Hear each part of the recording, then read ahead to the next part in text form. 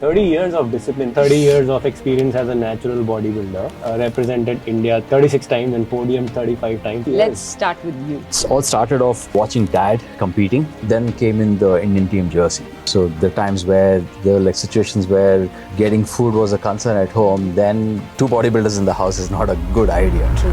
When you say bodybuilding, the first thought, do the steroids. They're like, you have to take these tough shortcuts to compete. They don't want to follow the natural way. Probably the only sport which is abused with steroids to the max anywhere in the world, I would say. So what's the difference now? Natural bodybuilding. The whole myth was you just pack 30 kilos of weight in 6 months. Shodhan Rai is probably the only person who actually multiple times.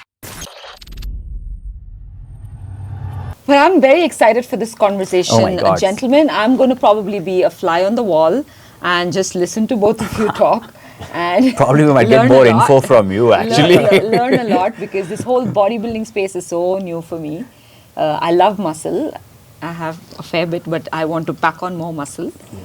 No, I know bodybuilding. you also want to. Of course, and I think so. Of course, bodybuilding space is like also. No, but also that's what the notion is. But actually, if you see, sorry to interrupt, but a natural bodybuilding is what you guys do. Just cut down on the cardio, eat the macros, rest. That's all it's about. You don't need to, I mean, a lot of them think, okay, it's bodybuilding, then you have to eat 2 kilos of chicken a day. You have to work out 2 hours in the morning. If I say I work out 45 minutes a day, they're like, what? I don't trust I would you, they say. believe that. Yeah, I think we should talk about it. Also, like the different point of views on intensity versus volume, etc. I think what is your approach? I'd love to like personally learn. So it'll be like the same things what you guys also do. So it's not, you won't find kind of a Drastic changes in our routine. But Okay. but Shodhan Rai is probably the only person who actually multiple times told me that Shway, you should attempt Compete. bodybuilding. Yeah, you should compete. Sorry, why? He's been. I agree with you. I think I've also told her. I I'm haven't like, said no compete. way, I haven't I spoken can't. about competition because I'm also not exposed to bodybuilding competition myself. But I've told her that she needs to run at least 12 months of a bodybuilding block in her training, hypertrophy block, proper hypertrophy block in her training. She's going to look very, very different. Yeah. And it won't be too much of things which you need to do different from what you're doing. Yeah. Just cut down some activities, protein, keep a watch towards the end of your sodium and sugar. So you start looking a little defined. Yeah. That's the only thing. But you we need to- kind of overdo the sodium, in the endurance. Endurance Two you'll need. electrolytes and all that. Yeah. Yeah. Endurance you'll need, but only for that 1 month you'll have to cut down. But otherwise, you do the No, same. I feel like it's worth giving it, not the compete part, just the training part. But why not? Why not? No, it gives a buzz, different buzz though. Like, I'm sure. Why not? When you have everything, you just have to flex there. That's all you need to. That 30 years of experience as a natural bodybuilder who's been represented India 36 times and podium 35 times. It's very easy for him to say that you just have to go and flex. I will think Since about most this. of the hard work is done, you've done most of the hard work in terms of balancing your nutrition, sleep, balancing the family, business, everything.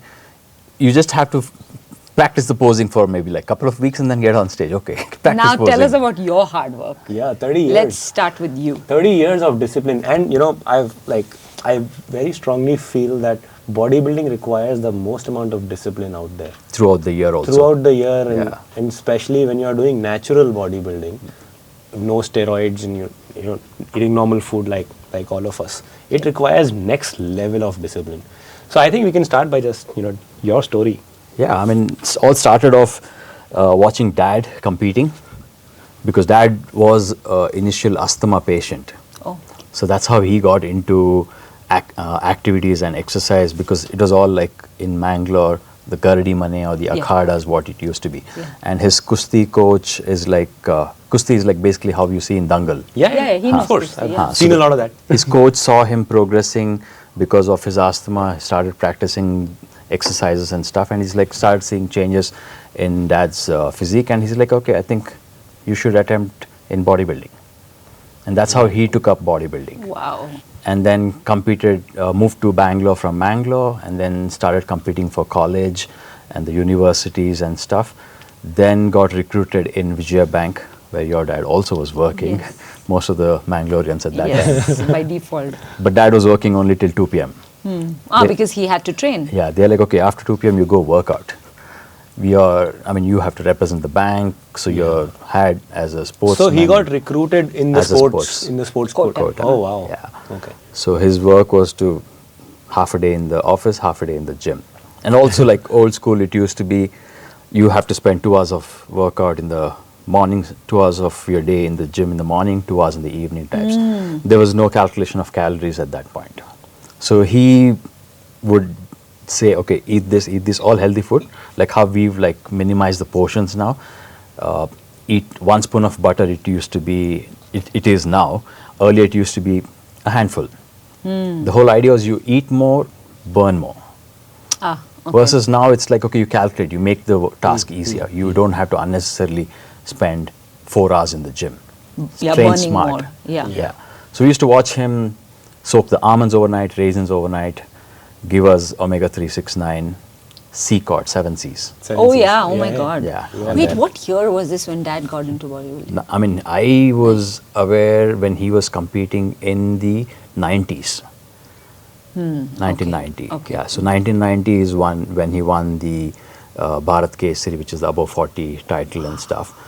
He had one chance of competing for India in 1980 when I was born, but mom was due for a delivery. Okay. So he's like, okay, stayed back.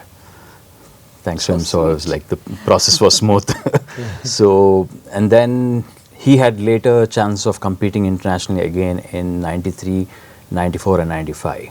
So when I used to see him, me and my brother used to just watch him compete, and also come home, he used to follow his nutrition and do his posing routines, and some of his friends used to come learn posing routines from him. I used to pose with him, and we used to work out when Dad was working out. So because he saw my posing skills, probably he figured, I think, okay, this guy's a little inclined towards posing. He used to make me stand on a table like this when guests come home, take the shirt off, and then, okay, flex. I'm like, okay, let me flex. So it all kicked in at that time, and then came in the Indian team jersey, which I was like, I had probably a eye on. I'm like, I want to wear that jersey and then travel, compete internationally, representing India, carry that tricolor internationally.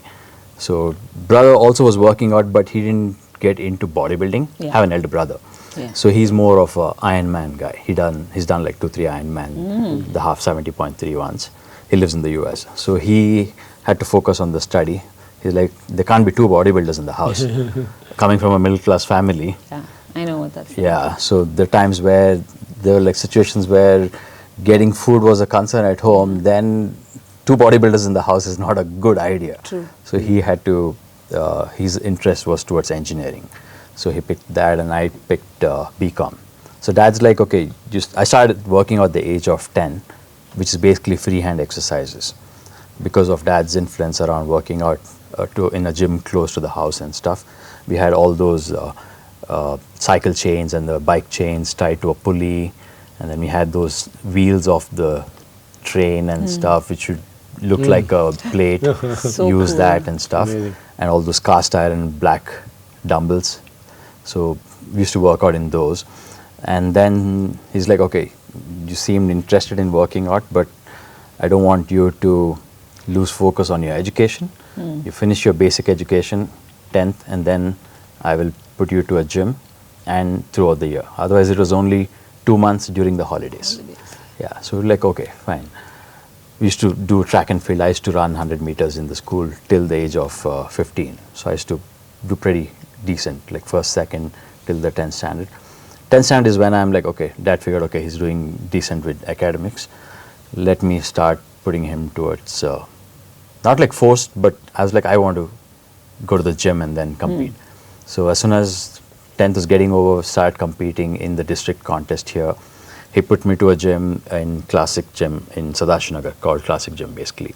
So where his students had trained, and they had set up a gym in Sadashinagar.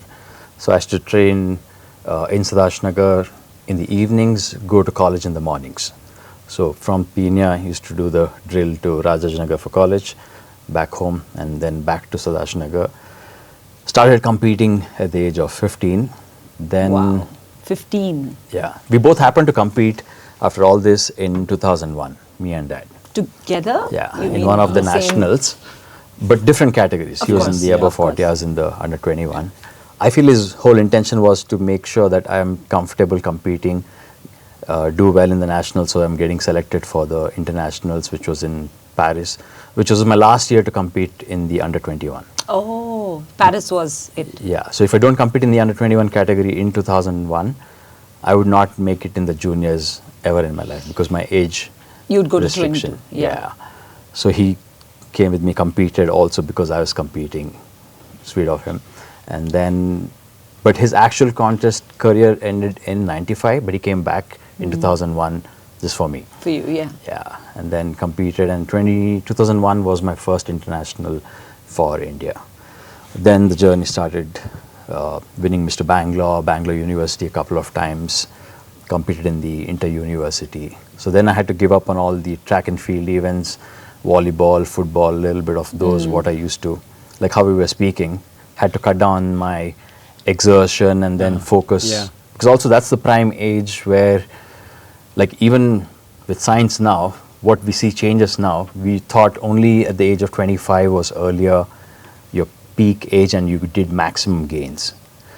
But I mean, surprisingly, even at the age of 40, we still see changes, which is a great thing. Yeah. So we had to really push at 25, old school techniques, train for 90 minutes, 2 hours in the morning, train for 2 hours in the evening, no calculation of the macros, slam, rest, eat, burn. Picked up, and then, yeah, here we are, like 30 years. year. Yeah. And most people have, of course, heard of bodybuilding. It's a popular sport.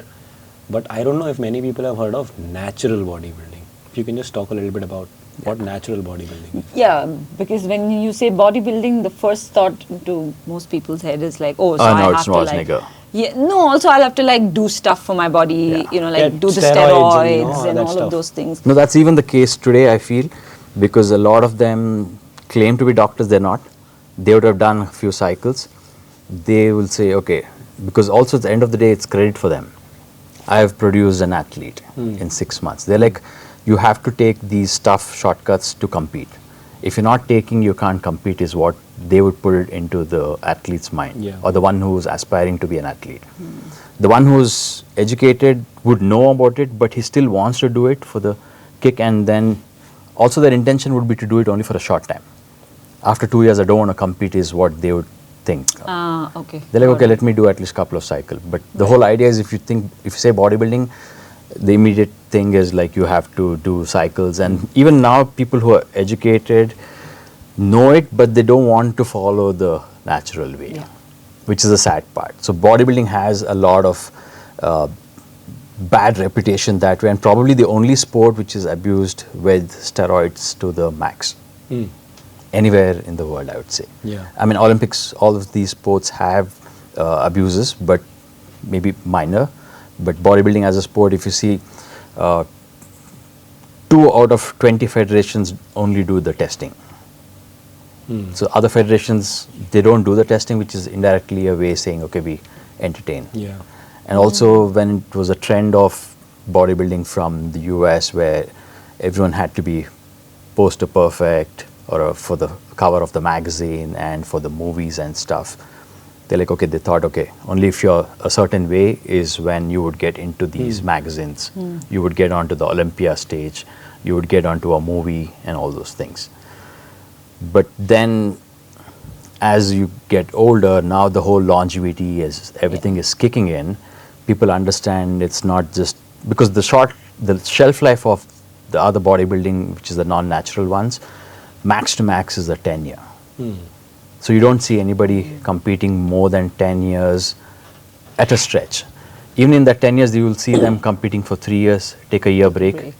You have to flush it out of the system. If you're planning for a family, then you have to focus on that at that time, and then come back at the onto the cycle for another 3 years. Because most of the doctors I've heard advise, okay, 3 to 4 years is your max shelf life at one go. Beyond that, you can't continue. Otherwise, your vital organs will give up.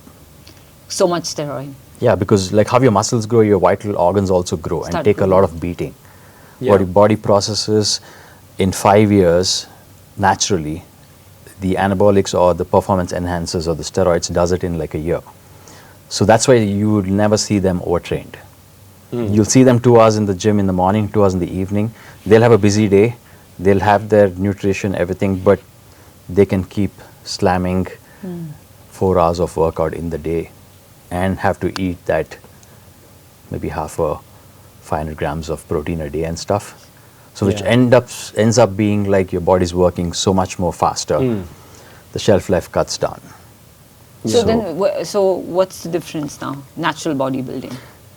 I mean, we get tested. So out of these two federations, out of the 20 what I was saying, does the testing according to the Olympic standards.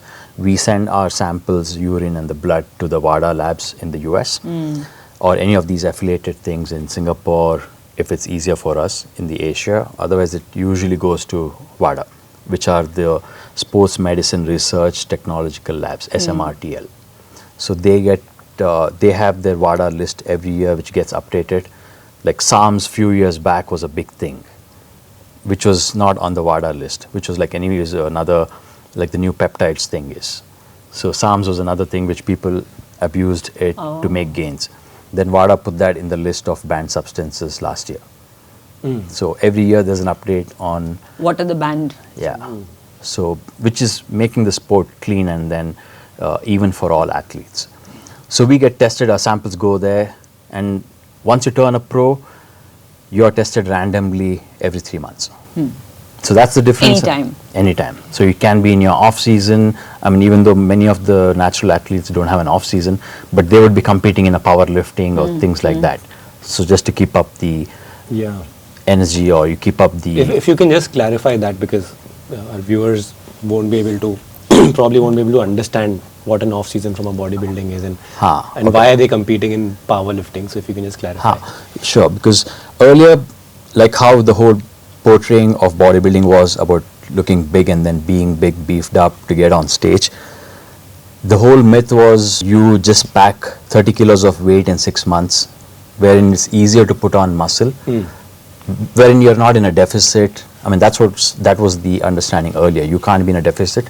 You have to be in a surplus, and so much surplus, you put on, even if you put on like 10 kilos of weight in 3 months, you would end up putting on like 5 kilos of muscle. Whereas if you stay lean, you might put on like some 2 kilos of muscle in 3 months. So this is the easier way. And then they would also choose like 2 contests in a year, which is probably the second half of the year. The first half of the year would be pretty much like bulking season or the off season. So they would focus on that, make gains, and then come back, take a 4-month or a 5-month to get ready for the contest. Whereas the natural bodybuilding, we take like a month or 2 to get ready for the contest. Sometimes even a month. Because, I mean, these days we don't believe in being in that off-season thing.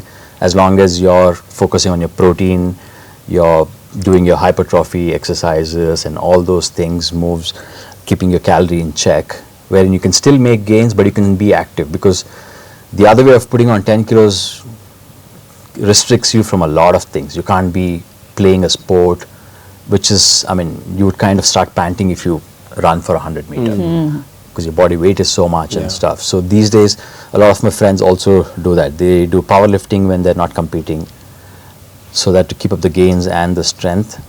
But the food would go a little bit on the higher side. Slightly higher. Because the fat percentage is not a concern for powerlifting or weightlifting. But at least you're keeping up on the gains, and you can also be making gains while you're doing this. So it's easier in 1 month they switch from powerlifting to bodybuilding. Only thing is the injury aspect is one thing which they need to be careful. If they're doing powerlifting. Yeah. But most of these guys are pros, they've been training for a long time. So which is easy for them to handle actually. I mean, injuries are part of the game though. So you can't be... But what's amazing is that when you're doing natural bodybuilding, you can just keep going. You don't need those breaks, which... like you said, like you'd have to do three years and take a break for a year to flush everything out and then restart. But I guess for you, it's been 30 years of non-stop. I think also a couple of guys in the industry, when dad was competing, like say Raymond D'Souza is one of the, like how people think Arnold is like a legend in bodybuilding. Raymond D'Souza has always been like a unique athlete who stands out in India as a natural bodybuilder. He was the first one to win Mr. World for India in Japan in '91. So he and dad competing around the same time in different age groups though. He was around 25, dad was in his 35 types. But these guys were like the inspiration for me to just compete and compete naturally. Yeah. So even though I had influences from my Peers. close friends, peers, coaches and stuff to get onto substance, I don't know, for some reason, maybe like the resilience to just stay and then be doing it naturally was probably these guys, and then doing it for a long term than doing it for a short term. Yeah. Yeah, I'm sure it takes a lot, right, to actually have that resilience also. Of course. Because it's so easy to get carried away when it comes to fame and... Yeah. But tell me something. So, there is, of course, a lot of content out there, and if someone who has no idea about steroids or natural, how can they differentiate? If just by looking at someone online, how can they differentiate between someone being on steroids and someone being Initially natural? for a newbie would be a little tricky, because for them two things. One is they would think it's not possible naturally. Yeah. So they would think as generic, they're like everyone is on steroids, they might think. Yeah. But once you start getting into your workouts, routine, focusing on your food, after a month they realize, okay, it's not so easy also. I thought my gains will happen in 1 week or 1 month, but it's not happened. So it's definitely not an easy thing. So then they start figuring out, okay, if this guy is transformed in 12 weeks, then there's something... there's some shady work done there. So that's also like I was telling, like the trainers get credit and stuff, right? Because they also market saying, okay, 12 weeks of transformation will do, not focusing on the health aspect. So the blood work might go a little haywire and stuff, going to extremes and stuff, which is another fad in terms of being extremes with food. Yeah. So they're not worried about that. They're like, end of the day, end of 3 months, you need to be a different person from where you were 3 months back. The transformation. So initially, as a person getting into the gym first day, tough for him to figure out until it's a 1 month time, till he spends enough time in the gym, seeing the progress, all those things. But otherwise, it's a little tricky. Yeah. But once he's there, then he'll know, okay, this much gains.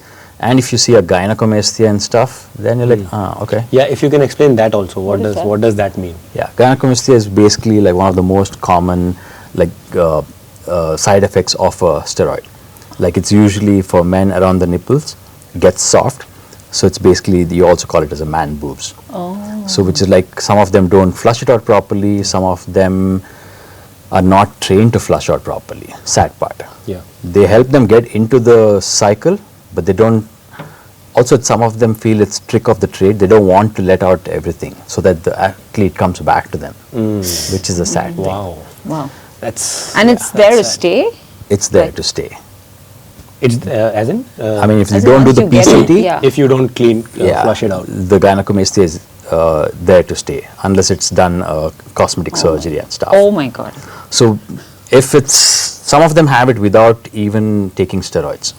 Oh. Yeah, Oh. it's depending on each. That's possibly a hormonal imbalance. Yeah. But that's like rare case. Yeah. But if somebody who's like always been on the lean side and shredded, and then later developing a gynecomastia is like one of the first indications, then a person who gets into the gym and gets to know these for a while, then he's like, okay, this guy has a bulge on the glutes where they poke, and then the gynecomastia, and then a lot of acne on the back, and male pattern balding and stuff. But acne on the back is another thing which a lot of them get also. But I feel it's still a taboo. People don't take it in the right sense, so they don't tell that they've done stuff. At least now the whole natural federation's kicking in. They have to be either coming out of those things to compete here, or they have to like not compete. Not compete, Yeah. exactly. Because they can't be doing it and then competing in the natural. Yeah. So, because earlier a lot of them, I mean, I competed in my first 10 years, 11 years without any natural federations. Yeah. I competed naturally with the Existing system. Right? enhanced guys. Yeah. So there was no federation different from the regular federation. So Wow. I was like winning 3rd place, 4th place. I'm like, it's okay, I'm fine. Even if I don't win overall, I've never won a Mr. Karnataka overall for all age groups. Like even though I won Mr. Bangalore of all age groups in 2001 and the University, Karnataka I've never won. Even in India I won once actually. But Karnataka I've never won because the first 10 years was always competing with the other guys, and then I was like placed third, fourth. The moment the national federations started. And then I got an idea of, okay, there's federation which does testing, then I'm like, okay, makes sense for me to compete there. Then most of my, say, 25 internationals happened, or 30 internationals happened in the natural ones after the first 5 or 6 of the non-natural federations. Amazing. Is where I made most of my podium finishes and my medals came in actually. Your hard work showed up. Patience, but patience, yeah, of course. But what about this whole thing for women? Yeah. Like, obviously our hormones are so different. How difficult would it be for a woman who probably gets on, steroids and everything to wean off, and what kind of long-term repercussions are we looking at? Haven't dwelled into so much, but at least from the federation's point of view, there used to be categories where women bodybuilding used to be till the natural federations kicked in. So any of the women competing in women's bodybuilding were pretty much being enhanced. Yeah, and you would see them when they talk, they would sound loud or rough. Yeah, and the Adam's apple being popping out, the jawline, because with your hormones, growth hormones and stuff injecting, you will also increase your bone structure. Your jawline goes bigger, your forehead goes bigger, your Adam's apple, and then you will see insane amount of muscle, which definitely doesn't happen for a woman who's natural. Yeah. 100%. Which is like the best thing for a woman to get into the gym. If they're doing it naturally, they can be assured that there's no becoming a bodybuilder or like an Arnold without any of these stuff. So a lot of them get scared to get into the gym thinking they'll all become bulky. Like Arnold, yeah. And like Arnold says, even if you want, you won't. Even if you want, you won't. Yeah. But it does mess up with their hormones. That's the biggest problem. Yeah. So but it's again at the cost of fame and then competing. Short-lived, Yeah. but I think that's the life of an athlete. They make that trade-off. Yeah. it's a choice. The smarter ones come a out of choice it they early, who've done stuff. Yeah. The ones who continue doing it go through depression, go through hormonal imbalances, abuse of other drugs and stuff, and then People go through, like men or women, they go through depression when they come off steroids, right?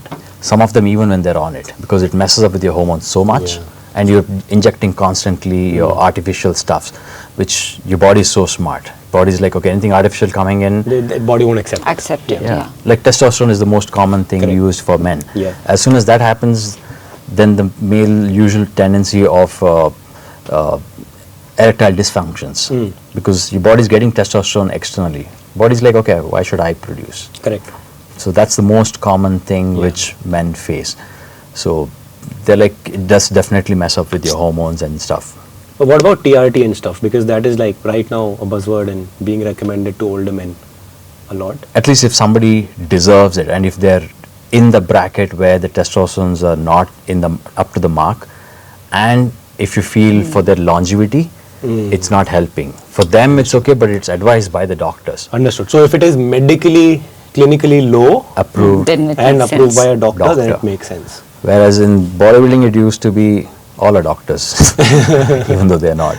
They've done a cycle or two, they're trained, they'll say, okay, do this, then you can, there's no consulting a doctor and stuff. It used to happen in the US, it still happens in the US, at least they're like a little careful about it, but you see a lot of deaths also happening, Yeah. which is not a great thing. But at least the best thing is people know that there is a natural federation, there's a platform where you can compete naturally. Yeah. You don't need to get on steroids. Yeah. And then spend 30 years plus looking exactly the same, Yeah. which I amazing. think is harder than anything else. That's harder than anything. Right, and it's not, I'm not talking about you as someone who's competing or bodybuilder. I think it's generally hard for everybody, right, to continue trying to be the same in terms of your body composition. Patience is one thing, and then I mean, dedication, definitely. All of us have dedication. We all of us have like, okay, watch our food and all those things. But for how long they do the same thing, like you said, counts. yeah, your patience counts. And then also, in the last 30 years, like, luckily because of this, I chose a profession where I train clients. Yeah. I worked in a gym earlier where I was heading a department of training at Chisel and then Golds, which is kind of also an advantage for me, I think, because I was in this industry, didn't feel like I was ever working, because it's something what I do, being in the gym, working out and stuff. Also helped me stay consistent, even though I initially had plans of just being natural and competing natural for the long time. This was kind of a hand in a glove thing, which worked well. Even though my parents weren't happy of me in 2004 getting into training Gym, clients. as a coach, yeah. They're like, trainer, what's that? You'll have to find another job also. I'm like, let's see. Okay. Because that time it used to be sportsman, okay, bank or a government job. Correct. I did apply in few banks also. Luckily, it didn't happen. Like I don't have any regrets now, though. So it kind of helped me just stay in shape also because I was training. It makes a big difference. And it also helped me compete because it kind of gave me the enough bandwidth or the time to focus time on my workouts. Otherwise, if it's a 9 to 5 or a 9 to 6 job, then it gets tricky. I mean, exactly. Yeah, but even now, I mean, work gets a little tough at different times, but at least you'll know that you can place in like 2 hours of. I think also a matter of priorities, because life of being a trainer it's not easy. And the reason I'm saying this is because I do end up, meeting a lot of people who are very passionate and enthusiastic about fitness and trying to at least consider building a career in fitness while they're right now maybe working in a corporate. And I always tell them, just think this through, because it's cool to be a coach, especially today, because it's becoming become a legitimate profession. It's not like how it used to be back in the days. But then I just always tell people that, being a customer of fitness is a different thing than being a fitness professional, because being a fitness professional will take a toll. You have to be very active. You are dealing with people. Same person behaves differently on different days because life happens. And there's a lot of responsibility on you. Exactly. A lot of responsibility even before going to the doctor. Correct. Yeah, exactly. You tackle that lifestyle and the health, which can avoid the doctors. Exactly. So there's a lot of responsibility. And I do work with, I happen to work with trainers a lot. You can't be faking in large numbers. And I know for a fact that not all trainers are in great shape. While you're saying that, we are able to place training. Yeah. Because then that's when the priority comes in. That's where priority comes in. You have to want to get better. A trainer's life is hard. It's not easy because you're like active from 5 a.m. and you're working mornings and evenings because there's no one coming in the afternoon and things. And half of them are not passionate in that. Exactly. I want to be open about it. They want to do it because there is money in it. Exactly. That's the thing. Really? Yeah. They're like, okay, some of them just count. The money comes much later when you really become you don't know, trainer. Right? You don't know from the outside. You get to know only when you get into the industry. Oh yes, money comes much later when you have done service, for. But if there's word of mouth of one good work done and then 3 or 4 of them are like referring to the clients and then they're like, okay, I have clients now. Let me just do basic work. And then, but the passion to improve, upgrade yourself. All that doesn't come naturally. Doesn't True. come. Very true. That's very rare. That's that very passion rare. to upgrade yourself, spend that extra time. When you're already making some decent amount of money, no one wants to upgrade. And that's very, very rare. But it's only them. People who actually make the effort to upgrade, study and all of that stuff, they are the ones who end up building a real career. And exactly. like you said, who particular of their physique and lifestyle. Much needed. Yes. Much because needed. A lot of trust goes in with the trainer also. Like what you tell a client blindly listens. First thing is you inspire even without saying anything. Absolutely. A person should be able to look at you and feel inspired.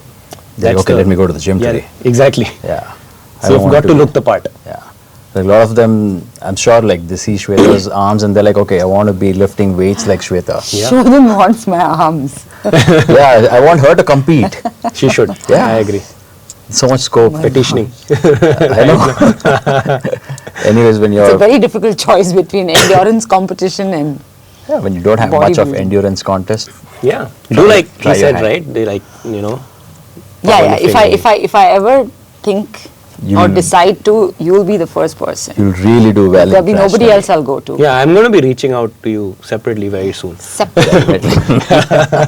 Yeah. We should get her on stage. No, for himself. Myself. Also for you. Not to get on stage to train. Maybe to get on stage. Let's see. Who knows? It's like an addiction, like Yeah, I'm sure. Like lifting weights is an addiction. Oh, it is. Yes. You're saying getting on stage also. Stage also. The moment you're prepping, your body's changing. Like I've seen friends who say, okay, I'll get my fat percentage to 10 and I'll quit workouts. I'm like, you get there and then you watch. You'll not quit. Yeah. You want it to be like 8 or you want to get more muscles or more definition. Correct. And he's on a verge of now, he's at 12 but pushing to 10, 9 but also trying to just get shredded and stuff. So they're like, it's like an addiction. You get there, you're like, okay, you want, and it's amazing how the body can do. Yeah. How it can transform. The body is, oh my God, especially miraculous. If you're not on any substance, as you age, there's so much the body can do, so much science there is, you can still keep seeing changes. Like initially I was talking 100%. about at the age of 25 was the age when we thought you can do maximum gains and it would stop at 35. I mean, I've seen different ways of my body responding. Same. Yeah. Same. I think he'll also agree. Yeah. I think I'm currently in one of my best shapes. I feel that now at 46. That's the reason I keep telling compete in bodybuilding. Yeah, I think you should. I think you should also just maybe, I mean, you don't know what your potential is. Yeah. No, I agree. I wouldn't know in this case at all because I've not even tried. Yeah. It does take a lot of confidence. I mean, I'm not saying that you don't have the confidence. I'm just talking about myself. If I have to ever train and get on stage, I'll have to get on my confidence also to get to like That's also stand one there. of the reasons my dad got me on the table every time there's a guest at home. You pose. There'll be no stage fear. This is a community thing. I think all our parents would throw the kids what in were the you family asked? What party. were you asked to Dance. What do you think? Come on, Rish. My brother used to show martial arts skills and stuff. They'll find. And my sister, sing.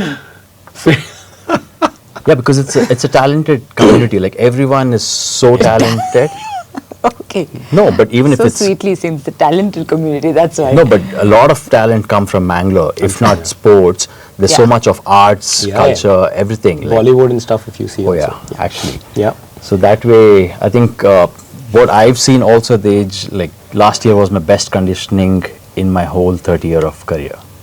Wow. So I was like, okay, I was surprised. I'm like, body can do so much work. And also, it's a lot easier these days because it's not like how it used to be earlier. You smash 5,000 calories and burn 3,000 calories and then try to work your way to get into shape. Yeah. You at least know how much you need to consume now. Yeah. What are your macros supposed to be? How much you talk need. about macros? Yeah, how It's much you're becoming a lot pro- more scientific now. Yeah. Yeah, we'll get to macros, but I think before that, since you spoke about that you train. macros and micros also. Yeah, exactly. Makes sense. You spoke about the fact that you train clients, and not all of them would be training for, getting on the stage. No. Maybe very few of them. What will your approach be for training someone like that who is not training to get on the stage, but they want to, of course, look good, build a decent amount of muscle, get shredded, Live longer, continue their social activities Exactly. or travel comfortably. Yeah. So what would the training approach be for someone like that? Sounds like he's asking for himself. No, not for myself. I'm asking for our viewers. And No, but definitely, I mean, I would tell them, don't prioritize workout as your first thing, because that's where most of them do the mistake, I think, because they all want to work out for 2 hours in the gym, but then go home and eat 30 grams of protein in a day. And then Not in a meal, in a day. In a day. Yeah. So I just want to clarify that. and then sleep for 6 hours, and then after a week, most of the clients, not in a general gym, I would say, I mean, most of them do that, and then they would be like, I'm not seeing any changes since 1 month. So that's when you just educate them is the first thing, which makes our job easier also, saying, okay, you have a busy schedule, you have work, you have family to take care, you have travel to do, meetings, everything, responsibilities and stuff. So don't put workout as your first thing. So get your sleep pattern right, 8 hours. Yeah. Get your nutrition from macros, micros, and then whatever calories you're supposed to clock every day. On top of that, as long as you're waking up fresh, work out 3 days of weights in a week. 3 days of lifting weights in a week. Yeah. Okay. Strength and conditioning, and maybe that's what I would suggest to my clients also. Like 3 days of weight training in a week, unless somebody is like really underweight and then they want to pack muscles and they've been training for like a year or so, then push them to a 5 day of weight training, get onto some excess calories and stuff for a while, but not focus on too much of cardio and stuff. But others, I would recommend a normal person who's active to get into a racket sport once a week, yoga once a week, cardio. So 3 days of weight training and then 3 days of this, a cardio, yoga and a racket sport. Cardio can be anything, right? It can be a functional thing, it can be a boot camp thing, focusing on your VO2 max, training for a high rocks, any of those, because the combination is the best thing. You can't, I mean, it's okay to do just weight training, but I wouldn't recommend them. I mean, a typical bodybuilder would just do weight training, to be honest. Very few of them would do cardio towards the end of the contest and stuff. But I would suggest add a yoga, even to focus on the breathing thing, add a functional training thing, either if it's CrossFit is their vibe, if they're in control of the weights, if they have a great atmosphere and a coach like how we have here. So there's coach here also, just that he's not been coaching of late. So do 1 day a week of that, play a racket sport because it's good to be outdoors also, and a yoga to balance your mobility and stuff. That's a 6-day drill if somebody who's resting well. If somebody is not resting well, then I'm like 2 days of weight training, 1 day of cardio, 1 day of maybe yoga, 4 days, 3 days of break. Why specifically racket sports? I mean, it's good. I mean, the cognition and then the neuromuscular, your coordination thing, your agility, or any sport, I would say. I mean, if somebody prefers a racket thing, it's good. Got it. Otherwise, I would, anything, like even if you're playing a running or a football or a volleyball, swim, depending on their interest. Preference. Some of them would just, they're like great in water. They would be like so comfortable. Yeah, I strongly believe in I feel one sport. Never let the sport go out of your life, because sport is not just sport. It's not just fitness. It's like it teaches you a lot. It teaches you. I was going to say that the next decision thing, making. Decision making is one thing, but what I've learned from my career, at any point, even if you're at the lowest point, it'll help you come back. It teaches you how to deal with failures, right? Yeah, and you'll never be like most of the times you won't be a negative person. Correct. It always tells you, okay, you have another contest coming up, you have time, go prep for it. Correct. And you know who's your competitor now, who's your goal, or who's your contestant to beat. Yeah. What do you need to work on? So what changes you need to do? Yeah. Come back home, because like I was telling, the first 10, 15 years is like I've always been on my 4th place, 5th place. The contest where I haven't placed myself, I'm like, okay, fine. But it's very easy to give up at that point. It is. Very easy. I can actually sense it, 10, 15 years of, 10 years, forget 15, of being on stage, knowing that you're not being compared to the right, with the right people. And also, and still going back to it again and again and again. That requires resilience. Exactly. And also there's one contest where I was competing in Pakistan, and I was probably in my worst mind frame. I was like, okay, because the previous contest, I felt the results could have been, I could have won a placing better. Didn't happen. I was like, okay, I'm like, I have to give up now. I'm not gonna do this if I'm gonna get judged like this. But judging differs every time from one judge to the other. It's not their fault also. So I'm like, okay, I still went, competed in Pakistan, honestly to be in my worst shape of my career. But then came back and then had to work on the drills, come back to basics. Yeah. Luckily, the support system, which I shouldn't be forgetting, at home was the best. Amazing. Yeah, you had a strong support system. Right from my brother, even my brother, when I was like getting into a training job, he's like, okay, do. We'll see, don't worry. Talk to the parents. So even though mom, dad, like old school, they would think, okay, training job and stuff. But they always, mom would be the 2nd generation nutritionist at home, because she was a nutritionist for dad. Of course. And they had their own supplements in that generation. He used to call it Gorama Pauraka, like Godi, Rave, Yeah. Methi, Wheat and all these things as a, make it as a powder, and then that was the supplement. Wow. I think you should make that now and sell it. Sell.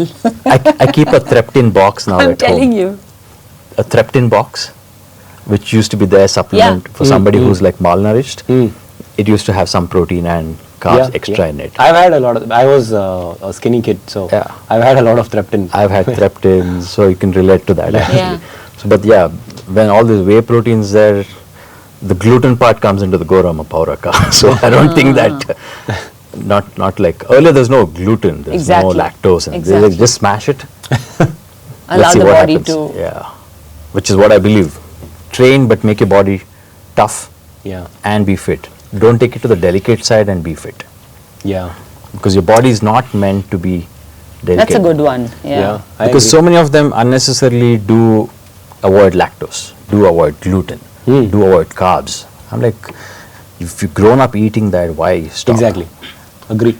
Eat whole foods, make the body tough, strain yourself in the gym to a certain extent. Don't have to like be very careful every time. Injuries are part of it. Exactly. But that's the transition, that's the process. You will have speed breakers in between. But get it tough. You will realize it much later. Yeah. Like you will realize how much you now. Yeah. When you're traveling, when you're on your feet the whole day. Absolutely. From your posture to, I mean, I'm sure you're not one of those who would look into the weighing scale. No, I don't even have a weighing scale, and I don't remember the last time I stepped on one. Yeah. So many of them are like worried about the weighing scale, the way they look, than how they feel and yeah, be I would healthy. know the way my clothes fit. I know if I've added fat or muscle. The way I feel. Yeah, when you look at yourself, you know, right? You know, When look at right? Yeah, yourself, and I think it's over a period of time when you've been doing the same thing for years consistently. And your strength levels are going up, then you're like, okay, you're on the right path. Yeah, exactly. correct. And you're able to smash the And biryani. like you said, the energy is so important, right? Yeah. So I also look at it from that point of view, because if I'm starting my day at 5 a.m. and I can survive it with the same energy till 7 p.m. and the crash only starts at 7, then I know that I've done great with my sleep, with my nutrition. Of course, there are bad days for women. I wouldn't say bad days. The difficult days are in your luteal and menstrual phase where you need that no nap, or you will crash at like 2 p.m., 3 p.m. Extra but that's craving a part of and stuff. Yeah, that's part of the process, and you need That's to true. understand that's it and work with it. You just need to respect the body and then just Respect the body. understand the body and respect it. Exactly. And I think for me, that's like after I had my child, of course, very late, but that's when I really started looking at my body a little differently. You know, we've always still taken care of it with the fitness and this and that, but that's when I realized, I'm like, what this body is really capable of. And I know for sure that I am stronger after childbirth. Yeah, I mean, also that confidence when you're active, I don't think there's that confidence level hits you that much doing anything else. Yeah. Correct. So I'm let's sure. talk about this, the 3x per week of lifting weights that you said. So there's a lot of stuff around go hard or go home. How hard should one train? And if you have to train somebody, how do you think the training will evolve week over week? Training has to be hard, but recently one of my team was sending me one more rep always. I'm like, then I had to edit it and said, not always. Which is like, otherwise a lot of them, maybe for a reason, if they're not able to afford a trainer, or if they don't want to have a trainer for different reasons, they would get online and then look at these videos. Well, some of these videos and the influencers would say just go till failure. Yeah. You have to be crawling out of the gym when you go out of the gym. Yeah. But again, it works with somebody who's on substance. Because they'll be able to recover. Yeah. The metabolic rate is so high, they would recover like this, they'll never overtrain. Yeah. Even if you smash some caffeine and stuff, charges you, and then they're like smashing it, they're back in the gym. But you can be in the gym the whole day. They wouldn't kind of get overtrained. Yeah. But for somebody who doesn't have those performance enhancers, like what we say, you have a lot of work in the day to do. You can't be doing that every day. Also, especially most of them now are getting into the protein mark, 1 time of the body weight. Otherwise, if you actually talk to a lot of them, they're still in their half the time of the body weight. Yeah. So in that case, you can't be pushing them like go hard or go home. Yeah. Once in 3 weeks, I would recommend go hard or go home. But the rest of the 2 weeks, stay in the gym, Got it. but don't go hard. Yeah. You can still go home. but go, the reps in reserve is the key thing. Yeah. Yeah. So you stay 2 reps in reserve Yeah. most of the 2 weeks. The 3rd week is when you go smash. If you could also just explain reps in reserve for our viewers, I think that. Yeah, because like usually once you're warmed up, you'll have like say the trainer chooses a particular weight for you for that particular exercise, and they know okay you can lift 15 reps in that weight. In that first 2 weeks, what I was mentioning, keep it 13 reps. Don't go to 15.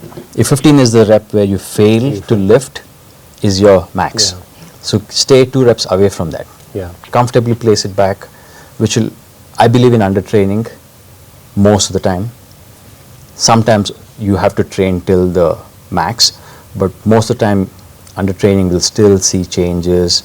It'll help you recover. It'll make gains. You'll come back stronger. But if you're overtraining every time, Yeah. after the 3rd, 4th week, then the graph starts going down.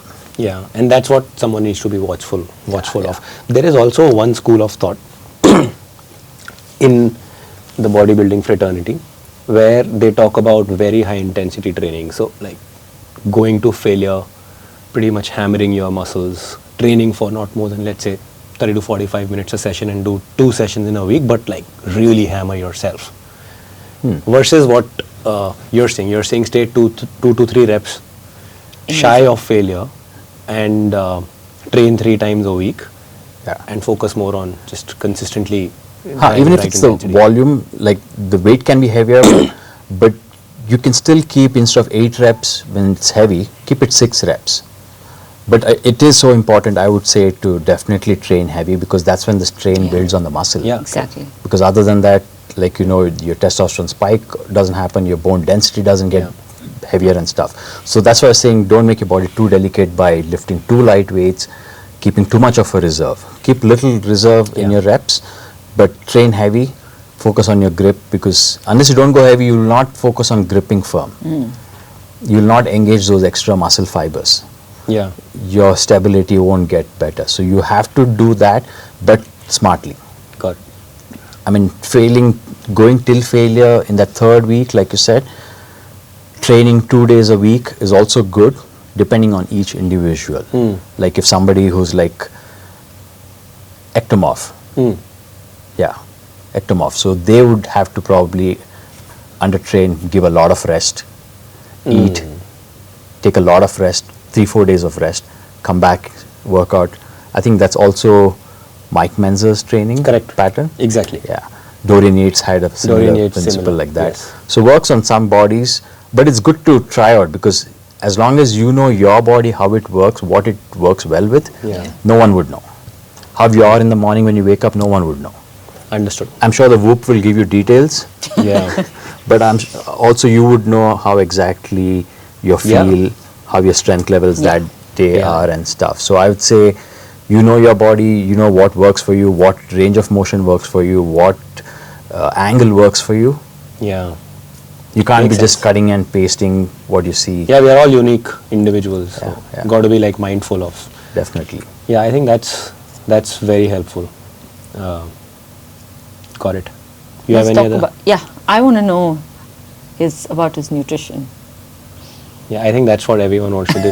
They're waiting for it. Where's the Kenko board? Aww. Where's the Kenko Vivek board? and Neeraj are going to be very happy. No, I'm definitely going to talk about it. Kenko. Yeah. No, I mean, but I think that's one you know common why? thing between all 3 of us. All 3 of us, Kenko, yeah. No, but why I want to know about nutrition is because of the fact that what I said earlier, right? To maintain a certain body type and body composition for years needs supreme amount of discipline with nutrition. It doesn't happen otherwise. Yes, your job demands it, no doubt. But we've all gone through slide graphs of, put on, lose. And also, that's how you learn also is what I feel, thinking at the positive side. Unless you don't experiment, you wouldn't know when to up the nutrition, when to cut down the exercise and stuff. Exactly.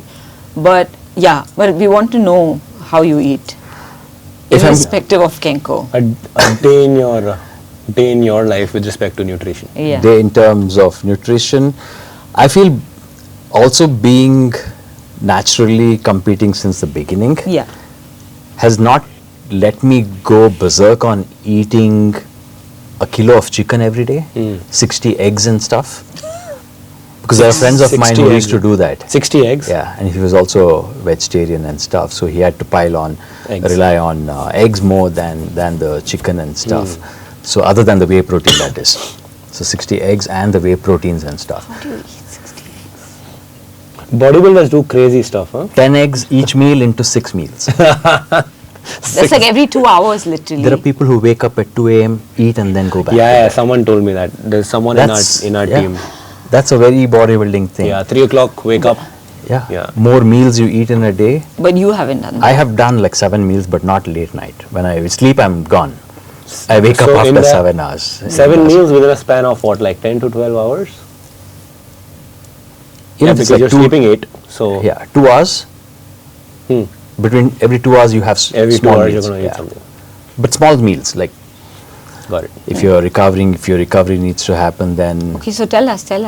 So I would, why I was mentioning that, because I've never gone into eating too much, but I've never controlled myself of eating anything also. Yeah. So if I'm competing, I know I'm at maybe 15 eggs a day, which is like 7 and 8, and then 200 grams of chicken. So what do you mean by 7 and 8? Full? 2 meals. Okay. No, egg whites. All egg whites? 1 yellow. Okay. It's just In 15 eggs, only 1 2 yellow. Okay. It's just to keep the calories. Calories. Yeah. Calories. If I'm not competing, I would eat like probably Yeah. 5 whole eggs. Yeah. Yeah. Yeah, because end of the day with comes with- bodybuilding, yeah. you'll have to be defined and Of stuff. course. Correct. So that's also the reason you have to be specific on your calorie. Yeah. We carry our food when we go out. Yeah. Or we eat and then go out. Or go out, wish any of the guys if there's a wedding or anything, and then come back and then eat at home. Yeah. Do you eat outside at all? I eat. If you ask my friends, I'm sure you'll get comments on this. Like, right from MTR, Nippattu, Akiroti, Holige, biryani, like pizza. I mean, my food is like, that's what I believe in. I believe train, make your body tough, but keep a balance. Okay. So if I'm competing, then it's again rice Yeah, in you all have to be meals. a little, yeah. Yeah, I eat my rice in all the meals. And being a Mangalorean, I mean, I definitely prefer rice and Yeah. poha instead of oats and bread and Yeah. chapati. Yeah. So I'm not into oats or bread or chapatis. Like it's poha in the morning and then with either Nice. a whey protein. I mean, the Shake. dry poha, what do you get? Yeah. So you have some Like milk. avalaki. Yeah. Yeah, I'm gonna. I've seen some reels. Okay. You get brown rice poha. Yeah. I've seen some reels. People would be like, the worst Indian breakfast to have. Poha. Poha first thing. No, but also if you're just eating poha and not Natural the bodybuilder's favorite breakfast. Yeah. Poha. I've No, carried- I think I'm so glad that you're saying this because it's not worst Indian breakfast. No. It's a good breakfast. But if you're eating only Yeah, that there's and no nothing egg, worst about it. that's yeah, true no for egg. any food, right? Why just like fearmonger poha is, Yeah. is my Yeah, point. and then like also they would say, okay, there's no protein there, and that's why they would say Exactly. there's no eggs on the Yeah. side or a protein shake or a yogurt. But you put that egg on the side and it's fine. Yeah. Yeah. So I mix my protein shake, pour it on the dry poha, or use Oh, yogurt, wow. Oh, okay. make it like So a this smoothie is bowl. that, the dry poha, which is very different from our typical yellow poha. You have to that soak we it in get water and make Got a it. dish. Yeah, it's a very Mangalorean thing actually. Yeah. It's not, the dry poha is not everywhere. Yeah, From you what I get know. the avlaki, which is paper Correct. medium and thick. Exactly. Yeah, I use the medium one, and you get brown in that. I'm like, it's even better. I didn't know. So I use that and then put my dark chocolate in it, my some of the fruits if it's a seasonal, like say mango and stuff, or some berries, dry fruits and nuts. Either the protein smoothie with yogurt or have eggs on the side. So that's your breakfast. That's my breakfast. Okay. Used to be for the longest time. Started making small changes. Started keeping my carbs light in the first half, then up it in the second half. Okay. Oh, Keeps me more charged in terms of so that I don't have no that crash. crashes. Yeah. Yeah. Like I was experimenting these things and it worked well. So just have protein shakes in the morning, 2 scoops, and then coffee in between. Then comes the Kenko meal, which balances my 200 grams of meat, which is like 40 grams of protein, roughly, and then 150 grams of carbs and 100 grams of veggies. Veggies. Fine. So that's my lunch and dinner. So So you get your lunch and dinner for Kenko and pretty much similar macros. Yeah, same macros, but different dishes, but same macros. So I'll have 2 scoops of whey in the morning. So I'll be like 40 and another 50, 130 and another protein bar in between if I'm training and then on the move. So that's my drill which all the meals will have rice or a rice equivalent thing. So which is like my standard thing even on the contest day or off season. My carbs in all meals are like prominent. Yeah. Except now the protein shake in the morning doesn't have much of carbs. So Avlaki is gone. Avlaki on a day when I'm like relaxed at home or when I'm traveling, it's my first thing to be packed. Because instead of cooking rice there for a contest, it's easy, no? To carry this. I've carried slim milk tripod. from here, I've carried poha from here for contests. Slim milk has opened up in the bags. So I've done all kind of drills. And the milk powder used to happen, which is easier than the milk liquid. But I carry my poha so that I use it's easier for my contest prep. But nutrition, like you meant, whatever you said, pretty simple to implement. I know you're doing Kenko, and if people are, if they're living in a city where there is no Kenko, if they want to cook their food at home, your template is very simple. You said 200 grams of meat or any other protein source, 150 grams of cooked rice, 150 grams of veggies. And that's it. And you can play around with the food choices within that repeat template. for both meals. Repeat for both. What I used to do back in the days, cook double the amount of food at night. So have that, have the dinner and pack the same thing for lunch the next day, which I would carry to the office. So before Kenko got in, I was like cooking or boiling rather eggs 10-15 and then keep it for 3 meals. Boil brown rice at home, keep it for 3 meals. And then I would either, when mom sends some food from home, I would have the proteins from there, or order something from outside, or prepare something at home, either chicken. Wow, Kenko really changed for you. Like So changed things for you, even though with the whole gas crisis now, and then my electric stove is also gone in now. I don't have to cook thanks to Kenko. But I feel a lot of them fail to plan the meal the next day. Correct. That's when I think they don't try to, or they don't catch up with their protein. Yeah.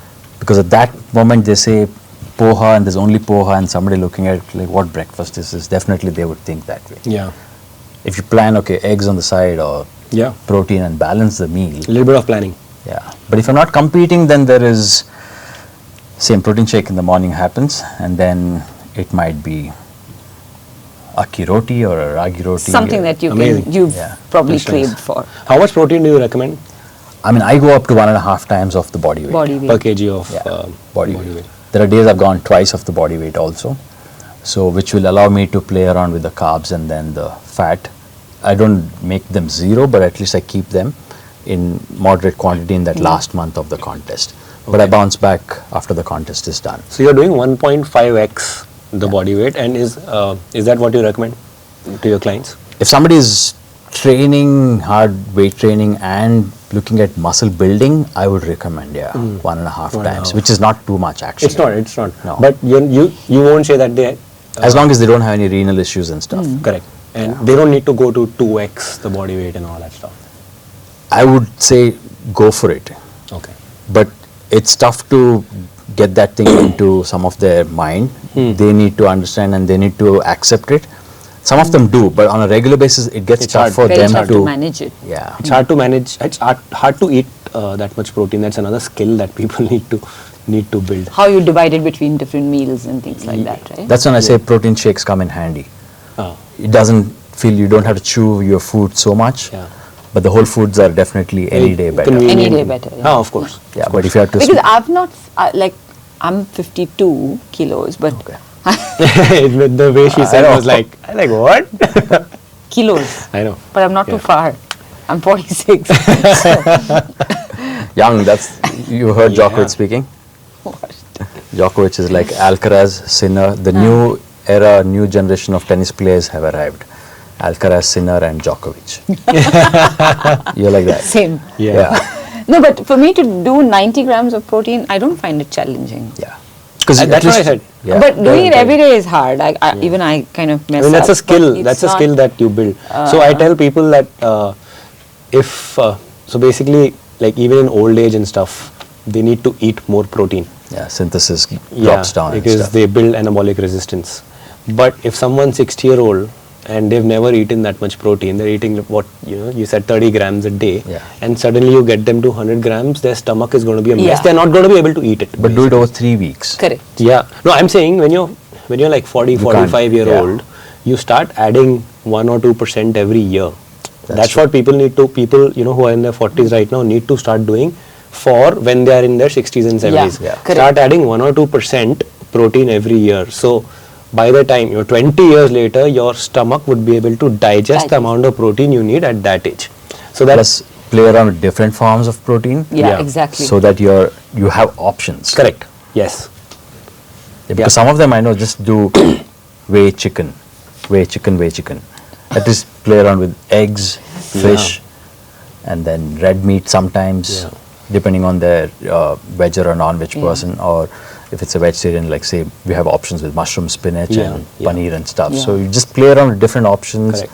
If something genuinely doesn't suit you, then I understand. Otherwise, don't restrict yourself. Yeah, I agree. I agree. But give some time, and then, like you said, give some time. So when you're 40, you're at least you have a lot more on your plate to play around with. Correct. You can consume 1.5 times of your body weight. Exactly. But start doing that so that in 60s and 70s you're set up for like. But it's amazing how kids at the age of 18, 19 these days are. Yeah. The way they're focused. Correct. And they're weightlifting. Correct. They don't want to do cardio. They would do a high rocks or a play or a run and stuff, but they're not on the cardio machine. Yeah. Which is amazing to see because. Oh yeah. Even amongst women. Yeah. There was a study that says some 550% jump in usage of machines and free weights at the gyms in the US. By women.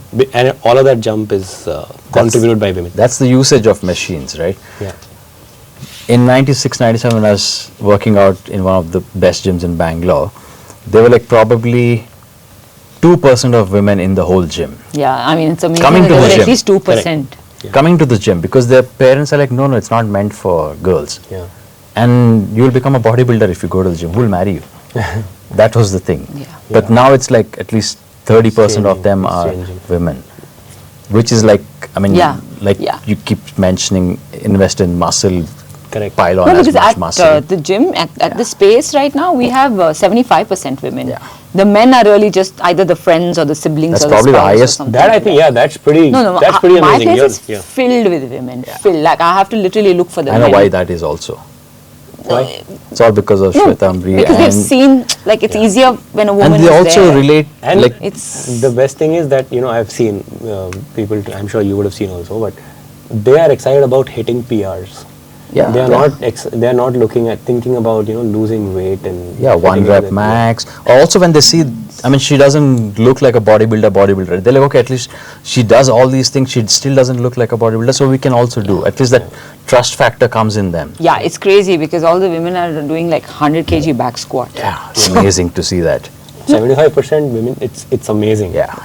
I think you're doing a good job. You're doing a justice to the fitness industry. You need to open more gyms. Yeah. At least the best thing now is like they know that there is a natural platform and then it's a fair playing field for them. So But this was amazing because, for me personally, I feel like I've learned so much about the sport, which honestly I wouldn't have made the effort to understand or learn because you sat here with us and explained all of it. No, but somebody like you who's been doing this, it's also easier to talk to and relate. Yeah, easier for me to grasp also and understand, right? But also to pick your brains, like because you've been doing this from a long time, and then there's so many who follow you, and then they follow what you do. They want to be like Shodhan Rai. So you're doing a good job too. Humbled, thank you. Thank you. Thank you so much. My pleasure. Thank you for having me. Mr. Rai.